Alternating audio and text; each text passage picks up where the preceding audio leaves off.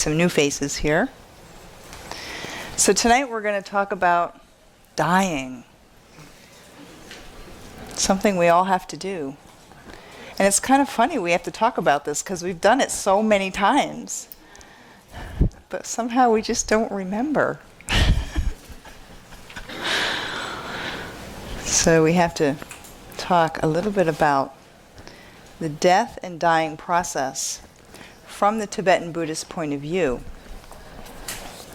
And this is a talk that Veronica requested that I give, and specifically on the dissolution of the elements in the dying process.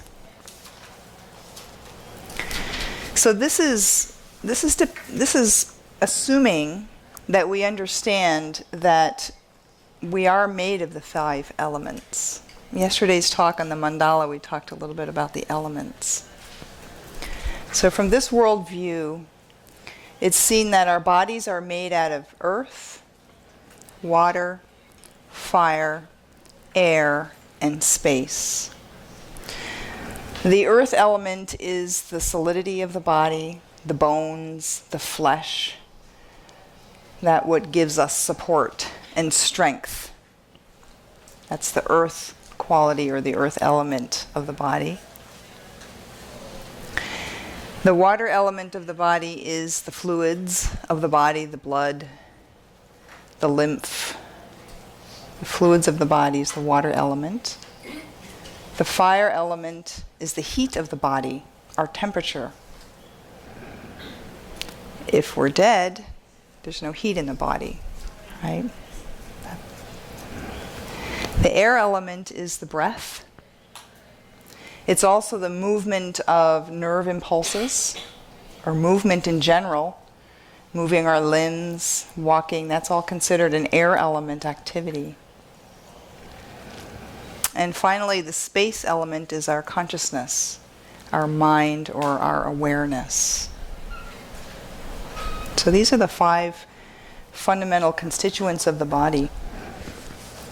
And in the dying process, these elements dissolve. And they dissolve in order of the most dense to the most subtle.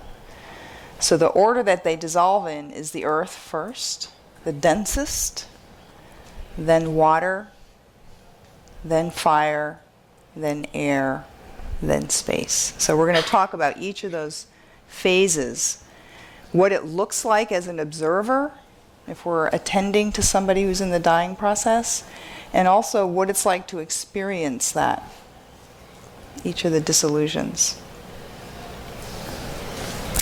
But the other thing that we have to talk about a little bit is our subtle body, because the dissolution process is actually the dissolution of our subtle energies in the body, and the elements are dependent on that. So when we die, when our physical body dies, the subtle energies are dissolving and leaving the body, and there's all these physical signs.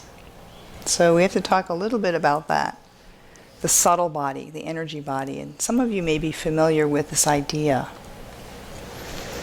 So besides our physical body, or what my teacher calls our meat body, is a body that we can't see, but some of us can see it, and we can certainly observe and feel this body. And the body is made up of a system of winds, or energy, or prana. In Tibetan they use the word wind, or lung, so in English it gets translated as winds. So if you read Tibetan medical texts or tantric texts, they'll talk about the winds, but they're talking about prana, for those of you who are familiar with that word. And a system of channels or networks for which this energy flows.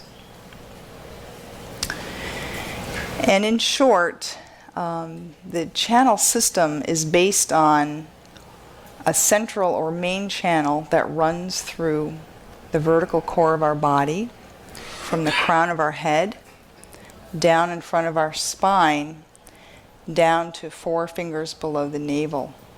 That's the root, or the trunk, of this channel system. Some people call it the central channel, or in Tibetan they call it Uma. In Sanskrit, the Sushumna. Okay, so some of you, if you have a little yoga background or you do pranayama, you might hear it by that name, Sushumna. In English, it's usually translated as central channel. It's about the thickness of our thumb. That's the main branch. And besides that are two smaller branches that go on either side of the main branch. And they begin at the top of our nose and travel down either side, all the way down to the bottom, and then come back inside the base of the central channel. And these two channels are called different names. There's one on the right and there's one on the left. You could say that one is for the masculine principle and one is for the feminine principle, or the solar and the lunar energies. And then along certain areas of the central channel are the chakras. I think many of you have heard that word, chakra. Chakras are places where there's many, many, many of these little channels concentrated. Okay, there's chakras, the main points on the body. And those chakras branch out. So inside these channels flows this energy, this wind, lung, prana. And there's 5 different kinds of this energy, the 5 different winds that are associated with the different chakras, that are associated with the different elements. So when we die, these winds, you could say they evaporate, dissipate. So the element that's dependent on that wind dissolves or is not as present. And the physical structure of the body that was dependent on that, we see the physical changes.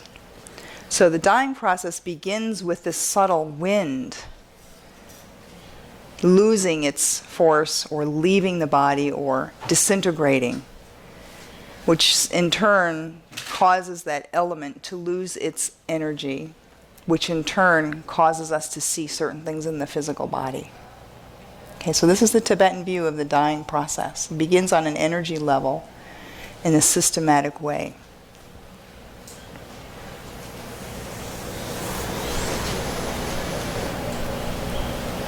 Okay, so the first element to dissolve is the earth element.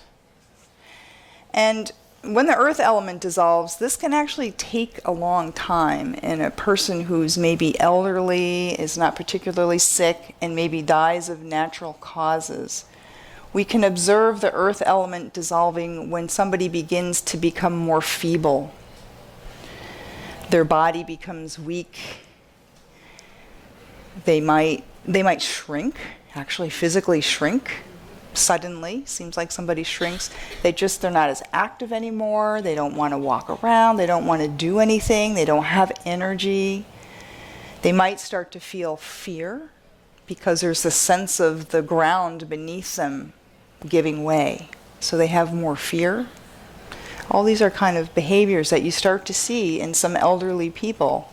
And they're not particularly dying at that time. We wouldn't say that they were dying, but actually the earth element is starting to dissolve, and they're starting to show these signs of weakness, of fear, of their body shrinking, their body becoming more feeble, maybe shaking. They don't have strength, they don't have energy. So this is a sign that the earth element is starting to dissolve, and for some people this might go on for years. I watched this in my grandfather, for example. He died at the age of 98.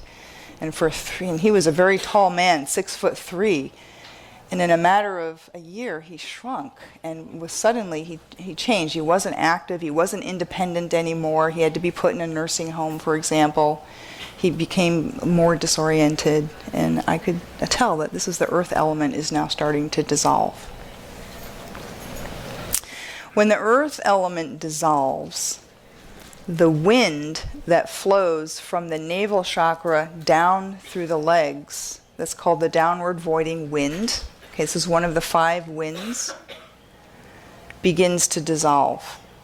Right? So this is the energy where we get our groundedness, where we make that connection with the earth.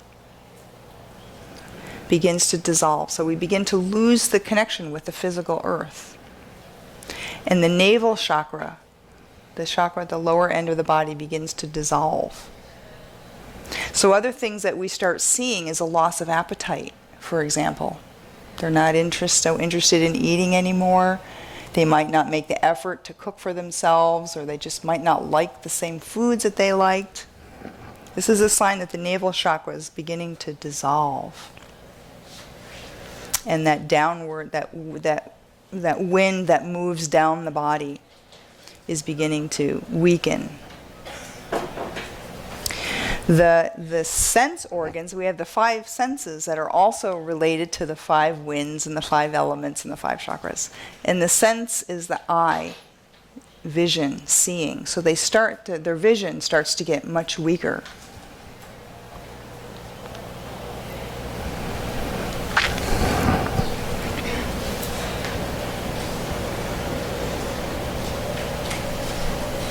You also notice that the vitality in their skin gets less and less. They get pale, or they get a grayish kind of hue to their skin. So this continues until a person starts to really get concerned and say, okay, this person is really needing help or needing some kind of care. Their physical strength or their physical health diminishes to the point where they start to need care. Their experience, one of their experiences is one of fear, because they start to feel the ground beneath them, their solidity beginning to dissolve, even though they wouldn't describe it that way. But maybe they're afraid to go out.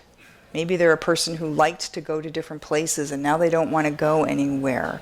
Or they have sort of fears of, they might start showing signs of paranoia, but they start showing more signs of fear or insecurity, more dependency. Sometimes they can feel as though they're falling. When the earth element is really diminishing and the last of the earth element is dissolving, they might start to literally feel like they're falling and keep asking for you to put pillows behind their head or need supports. They also start to see strange mirages. They might start seeing things, and they might tell you, they see something, but it's not really there. So as the vision starts to diminish, they start seeing mirages or seeing things that aren't there.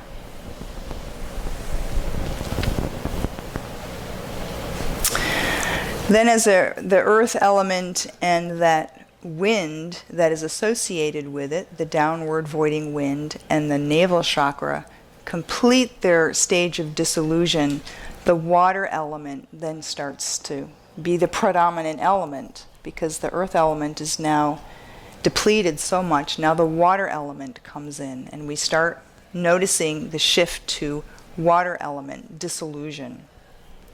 By this time, a person is probably bedbound. This may be a person in hospice or a person who has been considered terminally ill.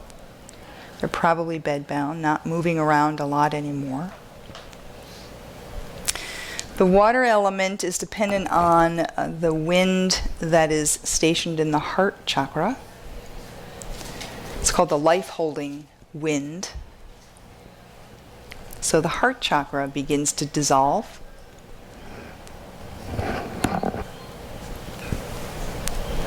And the sense associated with this are the ears. So the hearing starts to begin to become very weak.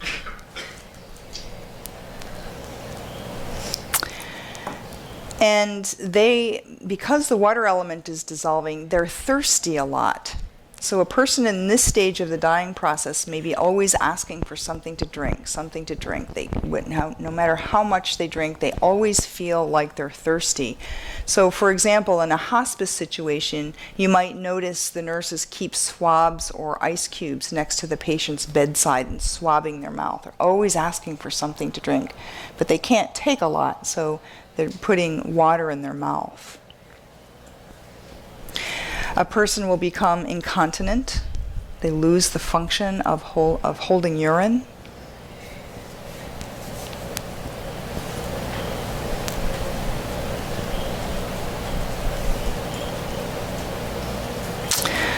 They're not recognizing, usually not recognizing their loved ones.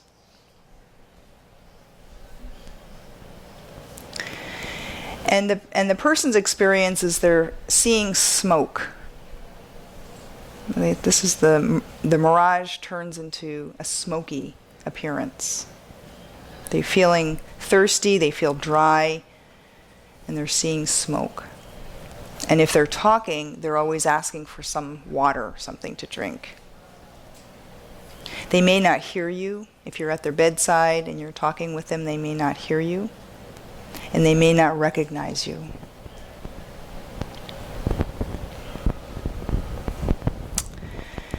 And then when the water element is becoming completely dissolved, then the next element, which is the fire element, comes in and becomes the predominant element. And at this time, people sometimes show a fever. They get very, very hot. And this is the wind that's associated with the fire element is stationed in the throat chakra. And this is an energy that goes upward. It's called the upward moving wind. So the throat chakra is dissolving. The sense of smell is dissolving. At this point, they're not able to swallow.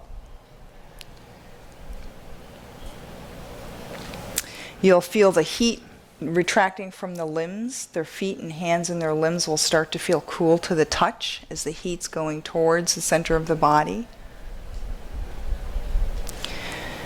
The sense of smell diminishes.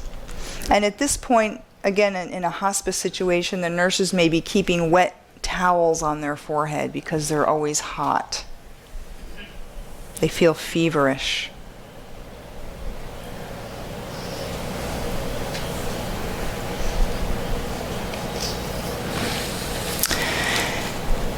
And when the fire element and the wind associated with the fire element in the chakra that supports the wind is completely dissolved, then finally we have the air element. And the air element dissolution is very obvious when a person is in this stage, because this is when they are having the Cheyne-Stokes type of breathing, the death rattle. Their respiration is very irregular. They may go for long periods of time between breaths. They're in the threshold of dying. This is the air element dissolving. And the wind, or the energy that's associated with this, is called the all-pervasive wind, and it's wind that flows all over the body. It's not stationed in a particular chakra. And the sense that is dissolving, this is the sense of taste. And the crown chakra is also dissolving.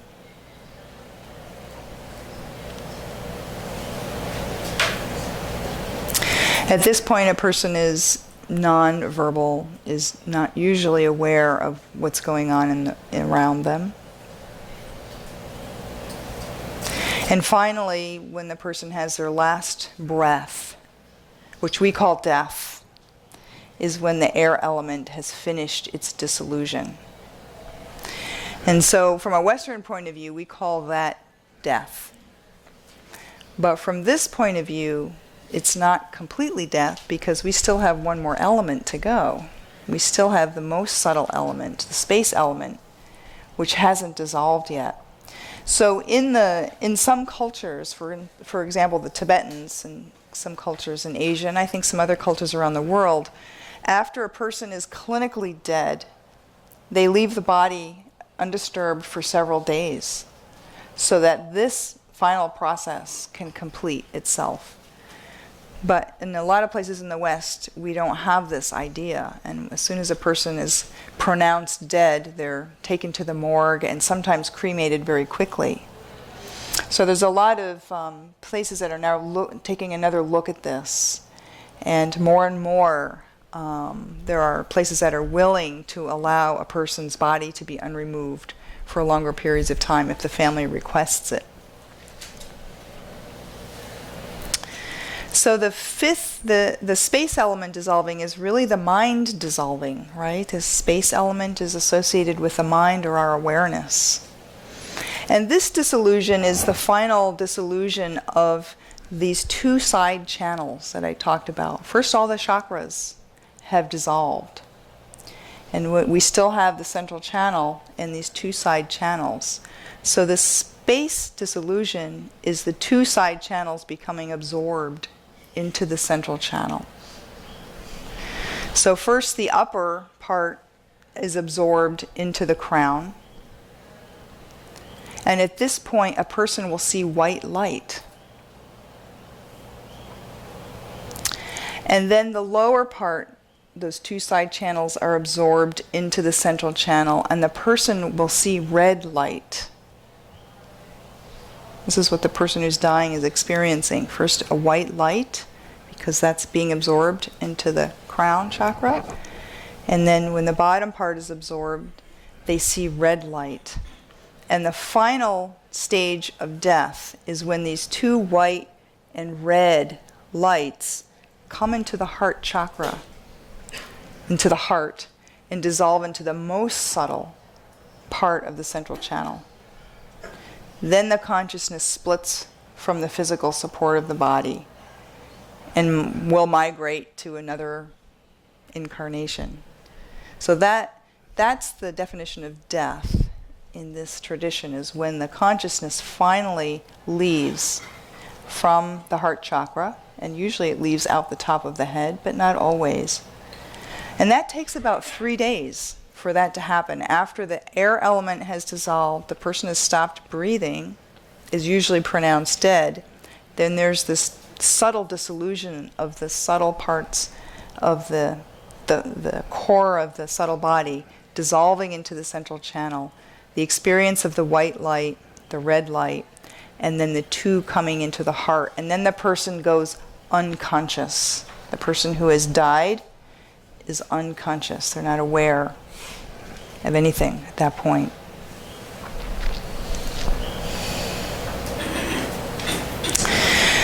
So during the course of our life, these elements also determine our health and our state of health, or whether we're balanced or whether we have health problems. And systems like Tibetan medicine and Ayurvedic medicine deal with these elemental imbalances. And if we've had an imbalance during the course of our life, like let's say we've had an excess of earth element and we've had illnesses related to that dosha, or if we've had an excess of water element and we've had illnesses related to that, when we die, we will have trouble during this time. So if you've had an excess of earth element illnesses, when you go through the earth element dissolution at the time of death, you'll struggle. And this is where you see people really having a hard time. Lashing out, getting confused, really struggling with the dying process. Or if they're in the water element process and they're struggling, they're yelling out, they're fighting. And it's because they had an imbalance of that element during the course of their life. So practitioners who are aware of this process can do things at that point to help smooth that, to help with restoring balance so that they can go through that dissolution more quickly.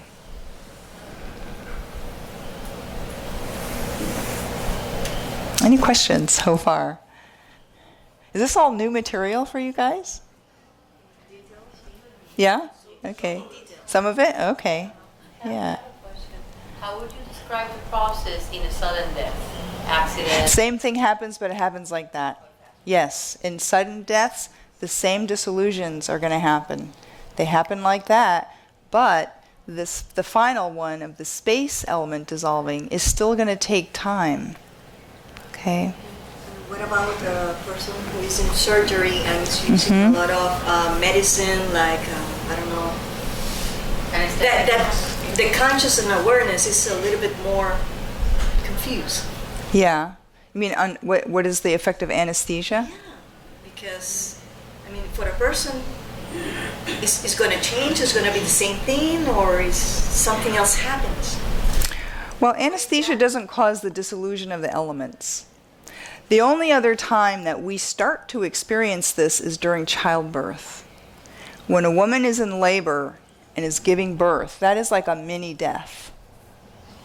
It's very similar to death. You never know when it's going to happen, and when it happens, you can't stop it, right? All you ladies who have had children?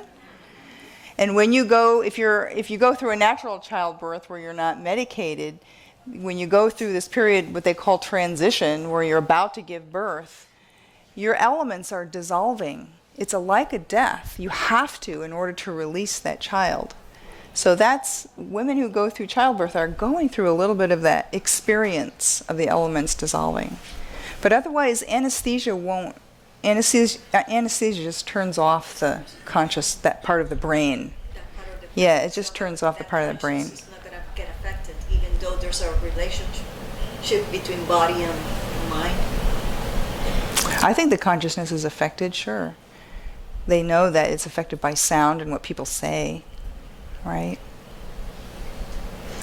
But there's a lot of talk about near-death experiences where people describe going through tunnels and seeing white light, where they're going through some of this. That experience of going through the tunnel is the central channel. They're experiencing the winds dissolving in the central channel, and they're seeing it like this tunnel with this light. That's the light from the crown chakra. Okay, so they're starting to go through this process, and then they come back. That's amazing. That's amazing. Yeah. Can you give us a sample of what would be earth imbalance and water imbalance? Mm-hmm. In Ayurvedic medicine and in Tibetan medicine, they have something called the doshas. Okay, so you have Pitta, Kapha, Vata. So Kapha is an earth imbalance, or what we say in English, phlegm. Earth imbalances phlegm, and there's you can look in Ayurvedic medicine or Tibetan medicine and see, like arthritis is an example of an excess earth. Okay. Mm-hmm. Kapha, or bekan in Tibetan. So look at the doshas, and that's one place to go to get all kinds of detail about if this is imbalanced. These are the kind of illnesses that we have. Yeah.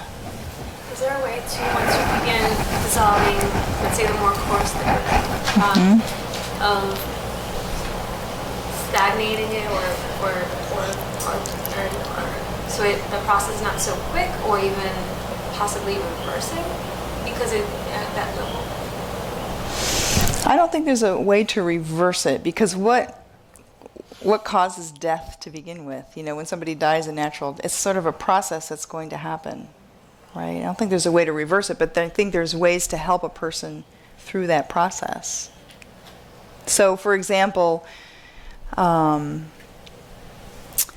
in one of the things that I teach this with harp therapy, using harp at the bedside for people who are dying. And we play music according to those elements, according to the modes. So there's music that's earth element, music. There's music that's water element, music. And if a person is struggling in one of those elements, we play music that is that element, and that helps them to go through that process. A Chinese doctor might do something different. They might do acupuncture or herbs that address that element. So once it began, it has begun. Yeah, once it's begun. Yes. Wouldn't that be nice if we knew how to reverse that? I was wondering because, for something like the body, if there is an imbalance that's producing. Yeah. Well, certainly when we have big imbalances, it will be the cause of our death. But that's sort of the healing part, right? You're trying to heal and balance those elements always. But whether that we can reverse death once it starts,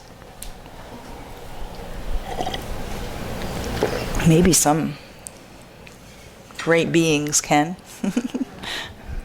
I see lots of hands. I don't know who had their hand up first. Who had, you did? Okay. Is it the same for animals? Yes, same for animals. Even an insect? Any any being that has the 5 elements body. So yes, any being that we can see. Beings that we can't see don't have earth element. That's why we can't see them. But any being you can see, insect, animals, birds, they all have the same dissolution.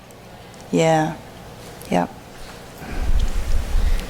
What happens, when a person is really dying and you're resuscitated, medically speaking, so that person already started the process of dissolution. You mean like medical intervention where they put a person on life support? Yeah, that's a big controversy. That's a big ethical question. I don't mean an old person, I mean Yeah. an emergency situation. Yeah. People is literally dying and you're resuscitated. Yeah, that's right. Electroshocks and oxygen, massage and so forth. So if you wouldn't do that, the person definitely would go. Yeah, that's right. He has a fibrillation. We have to go back except there is an intervention. So how would that, the person already would start the solution of that process, I guess. Yeah. And, it's interesting to see it's reversing. It's a really interesting question. And it's going to take doctors who are really familiar with this model to observe that. It's a really interesting question. But I think that we're probably catching it at the beginning stage of the dissolution with something like that. Yeah, I think once a person is in fire going into air, it's really hard to reverse that. It probably depends on that. If Yeah. it's successful. Yeah. You mentioned the space, which is the last element, and that in our culture, normally there's no period of time for that To settle. Yeah. Then what happens? The dying process is not completed because we're cremated. No, it's completed, but the person probably has a kind of a trauma experience, right? The person who is going through the white and the red dissolution process, that's disrupted, right? So however that affects their consciousness is going to carry with them into their next life. Okay, so the greatest gift that we can give a person who's dying is to help them to die in as peaceful and comfortable a way as possible, undisturbed, so that we don't shake up or disrupt that. Because how you die, the impressions that are made on your mind and in your energy, you're going to take with you wherever you're going. Right? So the best thing we can do is to create peace, quiet, stability, and comfort. So certainly there's a disruption. There's a disruption. And one of the things that my husband does mirror divination. He's a Tibetan that does a special kind of divination. And he can look in his divination when a person dies and tell where they're going and also how they're doing when they're in that bardo state. And it does show up again and again that when a person has not been able to complete that process in a nice way, they spend more time in the bardo. They spend a lot more time in the bardo. They don't take rebirth as quickly. So clearly it means it was somehow traumatic or somehow disruptive to their process or somehow confusing to them. They spend more time in the bardo. What happened when a person is assisted to die? Did we alter the process? A person is assisted to die, and what did you say after that? We alter the process of the elements? Like euthanasia? Well, what euthanasia does, a person will still dissolve the elements, but they haven't finished their karma. They haven't finished their karma. So whatever's left, they're going to bring that to the next life. This is the same thing with animals. If you euthanize your animal, you did not let them finish their karma. So even though we think we're putting them out of their misery and we don't want to watch them suffer, we're really doing it for us because we don't want to watch them suffer. And we don't have the time to sit with them and take care of them, right? but it's hard when a being is in pain and suffering. It's hard to be with that. But that is a karmic ripening. And if they don't finish that, they're going to take rebirth and be sick as a baby. They're going to bring that with them, what they didn't finish. And I don't think we'd want to wish that on anybody, right? So from a Buddhist point of view, that's the Buddhist belief.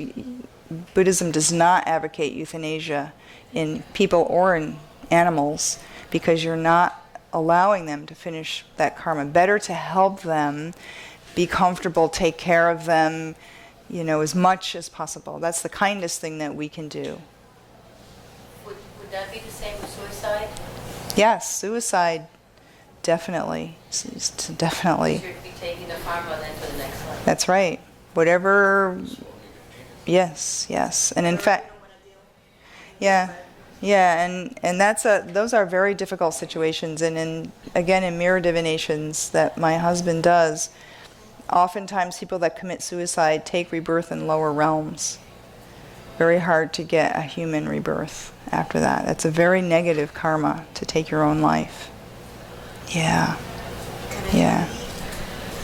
Take the space element and go first, and the other elements like subside, but they will not be completely.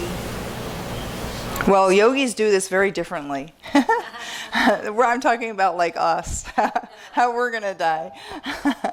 Yogis it's a very different story.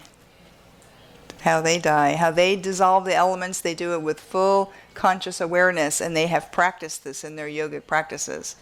So they dissolve their elements into light and attain the rainbow body, and their physical body will shrink. And this is after they've stopped breathing, after they're clinically dead for a long time. They go through this dissolution process. Their physical body gets smaller and smaller and smaller, and there's rainbows everywhere because they're dissolving each of these 5 elements into light. So they have a very different experience of this. And they don't go into the bardo. That's a very special case. The VIP pass. Yeah, well, that's after a lot of practice. It's not an easy. That's after a lot of practice. And of course, in the Buddhist tradition, we're always practicing to die, right? That's what we're doing. Always practicing to die. So if they don't go into the bardo and they still need to reincarnate, they reincarnate immediately? Well, they don't need to, no. They can choicefully. They can choose to come back if there's a need. Those are the bodhisattvas. Yeah. And then they can pick where they want to go. Instead of us, we go where we have unfinished karma with our parents. That's why we took rebirth where we took, because we didn't finish our karma with our parents. And if we're female, we didn't finish the karma with our father. If we're male, we didn't finish the karma with our mother. That's what determines our gender, is who we had the strongest karmic connection with at the time that we were conceived. That's what drew us there, some unresolved karma that we made. So in a way we choose our parents, but not really. We choose them because of some past action. But, yeah. Whereas a being like that, they can choose where they're going to be reborn and when or not. Mm-hmm. Yeah, I had the privilege to witness this twice. Once with my own teacher in 2010, and recently last fall with my teacher's mother, who passed away in New York City. And I just thought this was the coolest thing. This yogini who had been living in New York City in Manhattan, doing a retreat in the middle of the heart of samsara. And she passed away in September and sat in what we call tukdam for 3 weeks. And there were rainbows all over New York City. They made the news. There was all these pictures of these amazing rainbows in New York City. Of course, nobody knew what was going on. And we were doing, there's 49 days where ceremonies are done, and I was there for part of that, and the energy of the place was just amazing. And they put her body in a box of salt. That's what they traditionally do, is they wrap up the body and they put it in a box of salt. And it was amazing that New York City's health department let them keep a corpse there for 49 days. That was really amazing. But somebody from the health department came in every day, and didn't notice any smell, so it was okay. And yeah, that was unprecedented that was allowed to happen. And it was pretty amazing it's amazing to be in the presence of somebody who's dying that way, because the blessing energy is palpable. It's So what really. did they put the body in salt? What? When she finished her meditation, so she was in meditation, and so she was sitting. She was clinically dead, not breathing, no heartbeat, but sitting in meditation and looking like she's sleeping. So she didn't have that sunken feature of the face, skin didn't get gray, she was still warm here. She looked like she was sleeping, but she was clinically dead. And then she's going through this subtle dissolution of the elements, and in her case it was almost 3 weeks, and then the body collapses like that. And a little red and white fluid comes from the nose, and then they put the body in salt until the rest of the 49 days. And in her case, they did have to take her to a traditional crematorium. Otherwise, like in Nepal, they would cremate in another way. But yeah, that was amazing. That was really special to witness that in the USA, in New York City. I thought, this is really great. She's really blessing New York City. Is there any relationship of this we're talking about and corpses of saints? I think that's the same. Like some of these Catholic saints, that they have their body. You go to some of these churches in Europe and they have the bodies there. I think it's the same. Same. Yeah. Well, they've transcended the 5 elements, and in their own way, according to their own tradition. Yeah. There was, about 10 years ago, my husband was invited to speak at the Institute of Noetic Sciences in California, and they were doing a symposium on the rainbow body. And he was invited to give a talk on his perspective from the Tibetan Buddhist point of view. And there was a Catholic priest there. I can't remember his name. But he was really fascinated about this Tibetan rainbow body phenomena, and had gone to Tibet to study, to talk with lamas and learn Tibetan. And he was convinced that was Jesus' ascension. It was a rainbow body. He was convinced that they were the same thing. And so he presented something at the Institute of Noetic Sciences, trying to draw parallels between the Catholic tradition and what they noticed in the rainbow body tradition. And then the Catholic Church told him to stop. We didn't hear from him after that, but yeah, I think there's definitely correlations there, absolutely. Many of us who are studying Buddhism and practicing, our families are not into this. Yeah, sure. And there may be moments when one would like them to understand this for our own death or for others. Yeah. But it's not a reality, and there may be screaming or yelling or crying. So as a practitioner, what can you do? As a practitioner, what do you do if you're attending a family member? Control the elements, other than, and now with this consciousness, one is more aware of the importance of telling our family. Right. What will happen. That's right, and you observing and learning the signs, and then you can help people understand that this is why this is happening and this is what they're experiencing. But again, it comes down to, when somebody's dying, that's not the time to try to convert them to some other belief system, right? You've got to do what they want, whatever they want, whatever they need in that moment, to be there. To be the thing that people want the most is to feel support, to feel somebody's there, to try to address whatever emotional things are coming up in whatever way. And besides that, for us Buddhist practitioners, there's all kinds of ceremonies and prayers and things to do, and they don't have to know that you're doing them. Okay, there's all kinds of things. in our tradition to recite to help them take a better rebirth, to ease the process after they pass away. If you have them cremated, there's all kinds of things to do with their ashes that helps them take a better rebirth. Helps them in the bardo. There's lots of things to do to help them in the bardo. Many, many things we can do, and they don't have to know that we're doing that.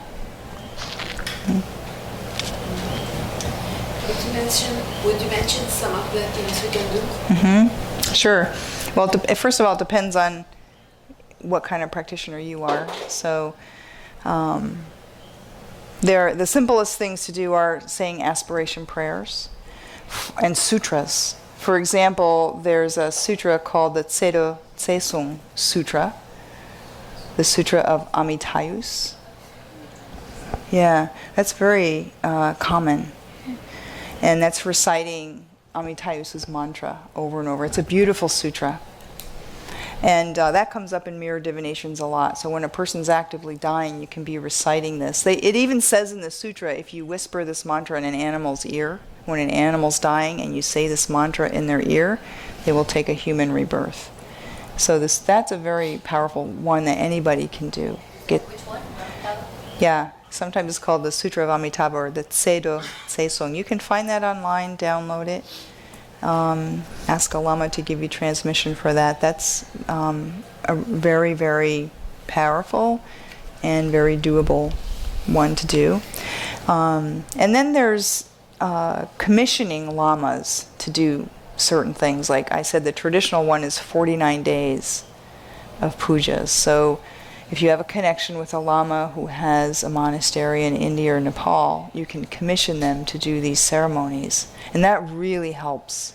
Really, really helps a person. And they don't have to know that you're doing this. You just give them the person's name, make a donation, and this is one of the services that monasteries provide regularly, are these kind of death ceremony pujas. Those are very, very helpful. Is a POA practice? POA practice, if you have a good practitioner who can really do POA at the time that they die, it has to be the right time. So, for instance... Can you explain the practice a little for those who are... Sure. POA is a practice where the consciousness at that final stage of the space element dissolving is ejected out of the person's central channel and sent to a pure land. So they can avoid being in the bardo. They can avoid all this migrating and taking rebirth. This is a very special practice that very skilled yogis can perform on people. It's not as effective if the Lama doesn't have a personal connection with that person. It's not as effective. So it's more effective if, say, we ask our Lama to do that for us when we pass away, or I've seen it work if you have a family member, but the Lama has a good connection with you, and through you, they do POA for your family member. But if they have no connection with the person whatsoever, it's not as effective. It's not as effective. And it requires somebody who's really skilled at doing it. So, and they usually have to be right there with that person. Okay, so if you have the good fortune to find a Lama at that time when the person's passing away. So I have seen it happen in the West where somebody's dying, somebody's in hospice, and they have a connection with a Lama, and they keep in contact, and so they're able, the family members are able to tell the Lama, okay, we're getting very close, and the Lama's available to do POA. It definitely has happened. We got to line up all those conditions. Mm-hmm. Is it really important to touch the crown when the body is... I wouldn't. Some people who say do that, and some people say don't do that. Yeah. My personal experience when a person is on the verge of death is don't touch their crown. Yeah. Don't touch them at all? Well, you can touch them if you're holding their hand or however you've been relating to them. I don't know, there's a million variations of that, but Yeah, it's not necessary. I think the idea is touch their crown so their consciousness will leave out their crown. Yeah. That won't make their consciousness leave out their crown. Leave out of the crown. That has to do with their karma. Yeah. So, yeah. Another question that comes up is if you're a practitioner and Yeah. you're dying, Yeah. but your family is really not into this. Uh-huh. That's a discussion you need to have with your family long before you die. Really. In writing, too. Absolutely. I think we have to start more Buddhist hospices, personally. Yeah. So that your wishes can be respected. It's important to respect a person's beliefs at the time of death. So really good hospices will do that, so it's really, really important. You don't want to disturb their mind or create stress at that time.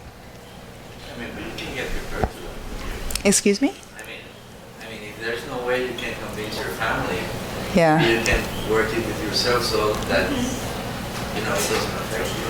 You just understand them, let them be. You can try. Yeah. That's very interesting because when you had a trauma, when you have a trauma and you're struggling and you are a Buddhist practitioner, those are moments when you even forget what you say, because That's you're right. still in the path. Yeah. So for me, it's like those moments of practice or when it's really going to happen. Yeah. So you really need somebody to help you through that. You do. And we don't know how we're going to die. That's the thing. We can prepare and prepare, but we really don't know how we're going to die. And when. So a good practitioner is always prepared, right? And then we get to see the moments when we really weren't. Like those times when you're on a flight, and then suddenly like you're hitting turbulence and it's, it's like, then you realize how helpless you really are. You think about those people that were, the people that were recently killed in France and what they must have gone through. I think about that and I think, would I have been able to hold the space in that moment? I wonder about that. I wonder about how strong my practice would be in a situation like that. I use that for fuel for my practice. Because we don't know how we're going to die. Gosh, there's a million, trillion ways to die. So... Have you had experience with a dream yoga as a preparation for death? No. There's a practice called Bardo in the yogas that is a direct, but all practices are preparation for death, actually. All practices are mindfulness. Yeah. Yeah. Yeah. I had an experience which was very long ago, and I still learn from that experience because it was a dying person. Yeah. She was a woman, and she was pretty young. She was about 46 years old, and she was in the hospital because of irreversible asthma. And so it just happened I was on duty that night, and the nurse called me to go to see the patient because she was restless. So I went to her, and she was kind of almost sitting because she had her bed raised, because of the respiratory problem. And I talked to her. I said, "Are you alright?" And she said, "No, I'm not alright." So, "Can I help you?" She said she was looking. She was staring. She didn't look. She was staring. Like that part of the vision part. She was dissolving. And she just stared at the window or something. She just stared. And then I said, "Well, okay." She said, "Don't leave, don't leave." Then she didn't look at me, but she didn't want me to leave. So I went back to her and she said, I'm so hot. There was no hot or it was cool, it was everything. So she wanted me to put the fan on her. So that's another part of the step. Now I'm saying all of it. But at that moment, there was a moment she was so restless and she saw fear. She had so much fear.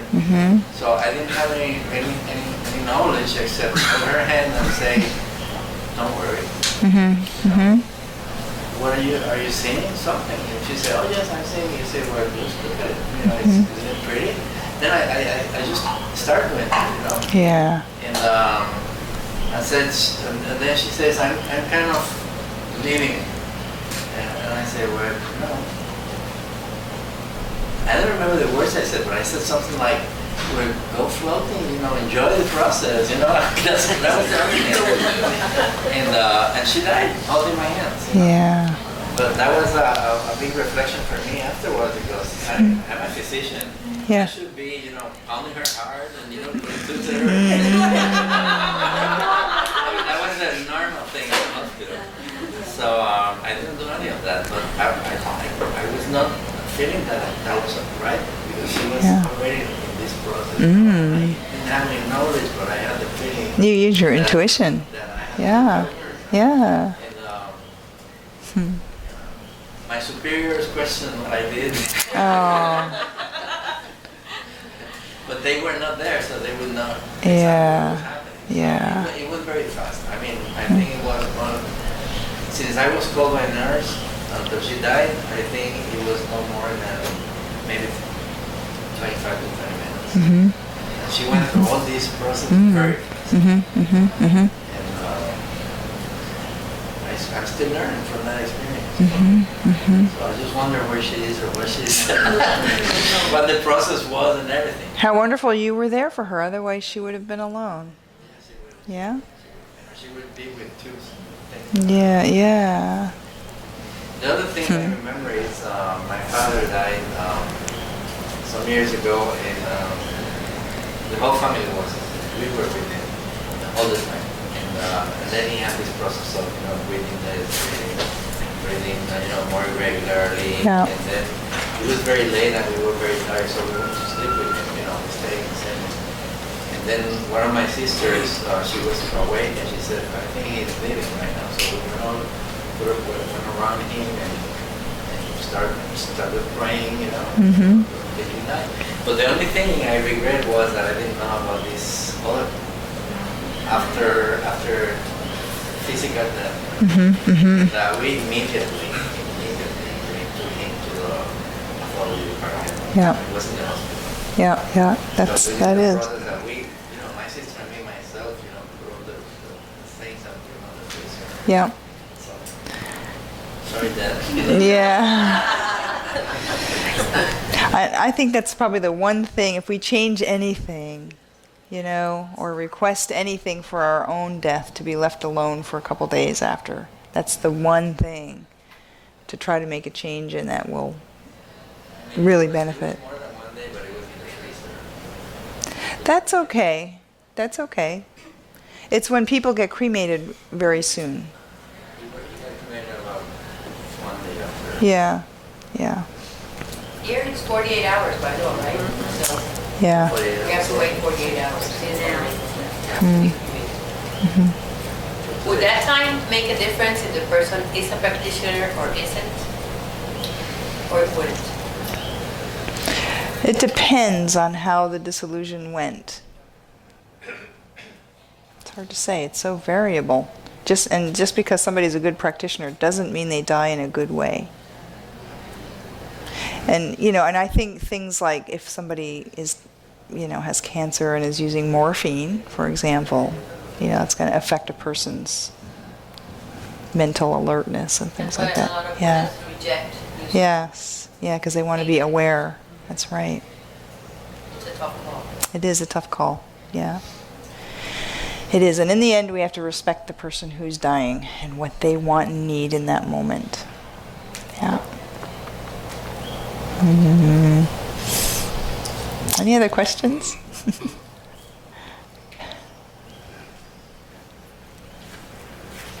Okay. Yeah. About the things we can do, you were saying about doing the radio.